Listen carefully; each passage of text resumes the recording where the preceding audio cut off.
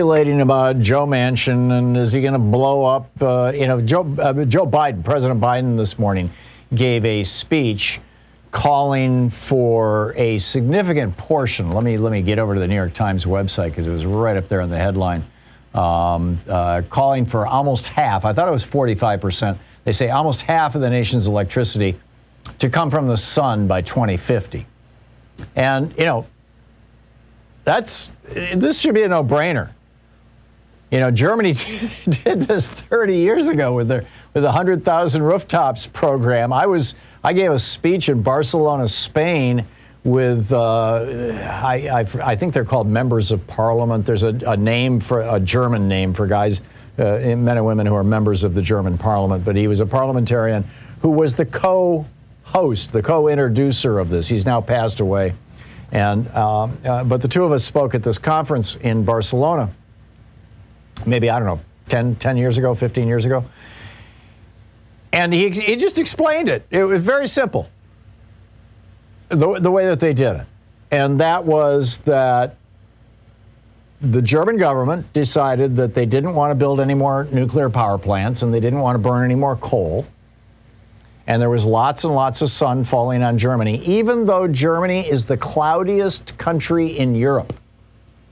And I lived there for a year, and I can tell you, it's like Louise and I, our mantra every day was, andere grauen Tag, another gray day, right? It's like, it's gray all the time. But solar cells work fine when the sun isn't shining. If you've got clouds, that's okay. The kind of light that fires up the solar cells seems to make it through. And so the way they worked it out was they said, we're going to the banks, first of all. If you own your house, and it was like roughly 80% of Germans own their houses.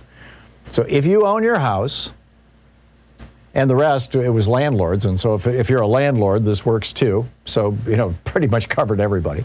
If you own your house, the bank will loan you at a very low interest rate. My recollection is that it was 1%, but it's been a while, so maybe it was 2%, but whatever.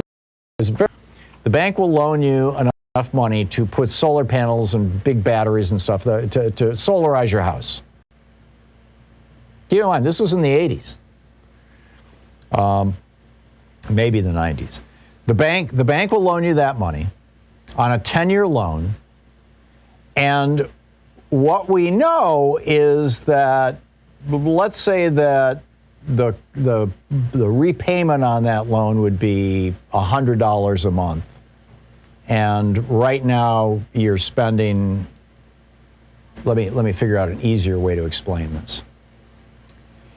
They figured out how much people were paying for electricity. Everybody knew what they were paying for electricity. So say you're paying 10 cents a kilowatt hour for electricity. So what they said was, for the next 10 years after you solarize your house, while you're paying back that mortgage, the utility, the electric company, has to pay you 7 times the normal cost of electricity. So if you're normally spending $100 a month for electricity, and now you're generating all your electricity and you're feeding some of it back to the grid, and you're feeding back to the grid what used to be $100 worth of electricity, you're going to get $700 a month for that. Now, why did they pick that? Because that allowed people to basically pay for solarizing their houses, pay off those mortgages, which were backstopped by the federal government, by the way. That's why the interest rates were so low. Pay off that mortgage for the solarization in 10 years at no cost to you. The cost is entirely borne by the utilities. Now, why did the utilities go along with this? Because the cost of building brand new nuclear power plants was not 7 times the cost of normal electricity. It was like 12 or 13 times the cost of normal electricity. So the utilities were basically paying for the construction of a nationwide rooftop solar system. And if you've ever been to Germany in the last decade or so, you take that, particularly you take that train, every time I go, I take this train from Frankfurt all the way over to Kulmbach. It's a 4-hour ride, east to west across the country, or west to east rather, across the country. And you're looking out, if you're on the north side, looking up the windows and you're, or on the south side, and yeah, on the north side, and you're looking at the south-facing roofs, it's like almost every rooftop is solarized. And so what happened was at the end of that 10 years, everybody basically got free solar. The utilities got a generating capacity that was originally estimated to be the equivalent of 1 or 2 new nuclear power plants. It turned out it was 8 or 10. They got more electricity. They got so much extra electricity, they had to upgrade their power grid to deal with it.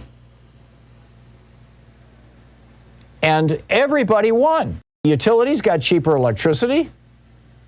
There was no nuclear waste or coal waste. It was paid for in 10 years when the lifetime of these solar panels is 40 or 50 years. Literally everybody won. This is not rocket science. So Joe Biden this morning is proposing, let's make half of our electricity by 2050 from the sun. I think if we simply follow the German plan, we could make half of our electricity, from the sun in 10 years, just like the Germans did. I mean, it's not like this, like we have to invent something new. The problem that you have is Joe Manchin is making $500,000 a year selling coal. He started a coal company, and his son now runs it, and he's still making money off the stock he owns and the royalties and whatever. And, Joe Manchin, he's made millions and millions of dollars off selling fossil fuels. And so he's out there saying, what, $3.5 trillion to help solarize America and green you? No way. I'm not going to go along with that. And of course, every Republican is in the back pocket of, number one, they don't want Biden to have any successful initiatives because then Americans might vote for Democrats. And number two, they're all taking money from the big power companies and the fossil fuel industry. And you got, fossil fuel billionaires who have, funded this entire network of think tanks and stuff like this all across the United States. So what's going to happen? I don't have an easy answer for this, but I'm telling you, I think it's time for Joe Biden, President Biden, to take Mr. Manchin and Ms. Sinema to the woodshed. The president is not without carrots and is not without sticks. This has to do with our right to vote. This has to do with our right to health care. This has to do with our right to not be destroyed by storms that are costing us a frigging fortune. One of the reasons housing prices are going up so much right now is because it costs so much to remodel your home. Why is that? Because Texas, thousands, probably hundreds of thousands, certainly tens of thousands of homes were damaged in February when they had that deep freeze. Now you've got houses from Louisiana all the way up to New Jersey wiped out by Hurricane Ida.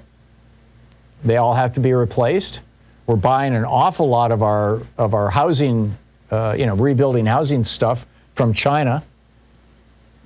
My brother-in-law was telling me day before yesterday, how in Shanghai they're having an outbreak and the port is basically shut down. There's a couple of hundred ships. He used to be a sea captain on one of these giant 1,000-foot-long ships, out of Singapore. He knows the industry. And he was like, there's this huge bottleneck, and that's why everybody's talking about the supply chain. They had this outbreak of COVID there, and it's kind of shut down part of Singapore. But if you're trying to rebuild your house from a disaster, you need to buy the electrical outlets. They're made in China. You need to buy the light switches. They're made in China. The sheetrock is made in China. All this stuff, which opens a whole nother conversation that we'll have another time about neoliberal trade policy.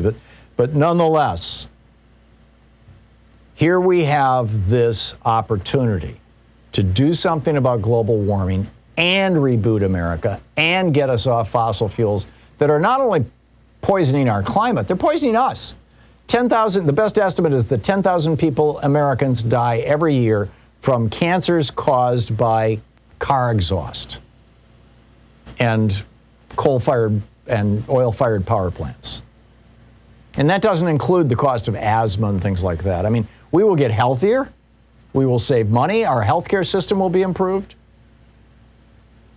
But President Biden and Majority Leader Schumer in the United States Senate and Speaker of the House Pelosi need to take this on. They need to take on Joe Manchin and Kyrsten Sinema and the little surrender caucus, the little surrender monkeys in the House of Representatives. These 8 or 10 Democrats who are like, well, we're not sure we want to go along with this. I don't know about this. You know, I got people making big money, donations to my country, to my campaigns. You know, like Kurt Schrader in Oregon. You know, there's too much money you want to spend. Are you serious? Give me a break. Give me an effing break. I mean, it is time to say enough is enough. Blow up the filibuster and let stuff done. This is, you know, it's the week after this is when the political season for November of 2022, it's only, 12 months away, 14 months. This is when that political season begins, right now. And I think it is absolutely time to basically take names and kick ass.